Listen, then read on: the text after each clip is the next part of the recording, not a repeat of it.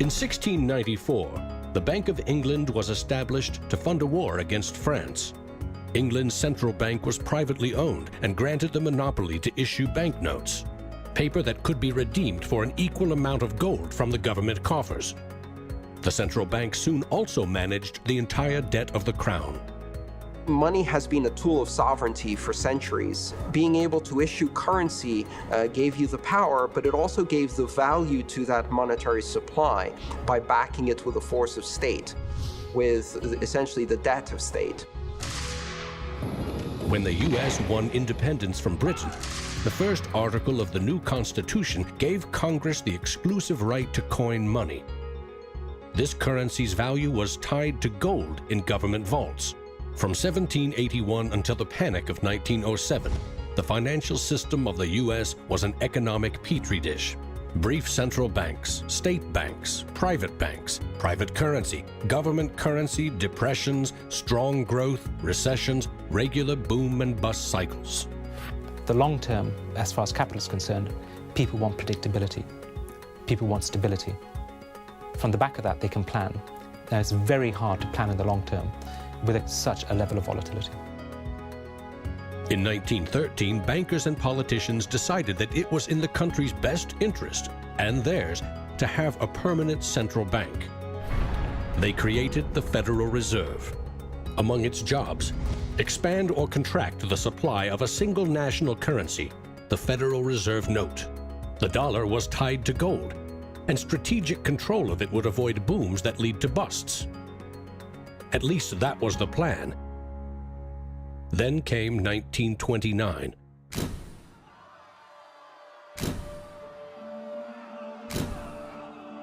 The Great Depression would have a profound effect on monetary policy worldwide. I shall ask the Congress for the one remaining instrument to meet the crisis: broad executive power. Soon, the Fed had printed nearly all the money it legally could to pump life back into the economy. It needed gold to fire up the mint. So in 1933, President Roosevelt issued a controversial executive order, forcing all U.S. citizens to sell their gold to the Federal Reserve at a fixed price, or go to prison. The Fed offered far more cash to foreign governments for their gold. Many jumped at the offer. Gold flowed in, and dollars spread across the globe.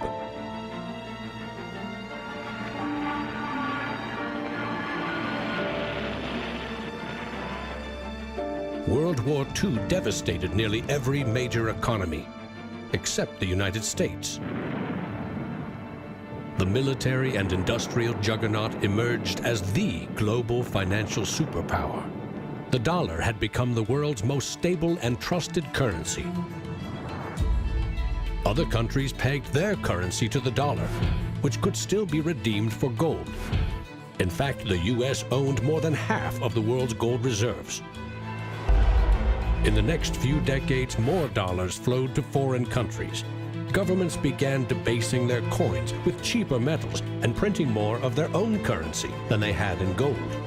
The bond between precious metals and paper currency was cracking. This is a 1966 50-cent piece. It was the last coin in regular circulation in Australia to contain silver, and it contains 80% silver.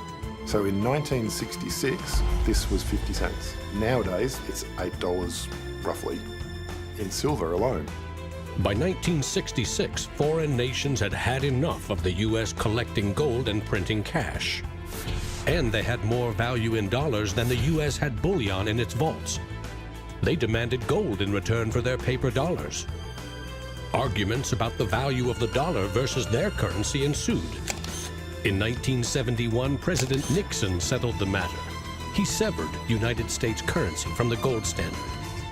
I have directed Secretary Connally to suspend temporarily the convertibility of the dollar into gold or other reserve assets, except in amounts and conditions determined to be in the interest of monetary stability and in the best interest of the United States. Never again could anyone legally demand U.S. government gold in exchange for paper dollars. For better or worse, the dollar was now backed solely by the full faith and credit of the United States government. The wealthiest nation the world had ever known would bet its future on a single word: trust. People have this mythology of money that is based on very little fact. And one of the nice things about Bitcoin is that it forces people to start to ask questions about the fundamentals of money. Bitcoin is an attempt to adopt the advanced computerized system that we have, the internet, to resurrecting what money used to be all about.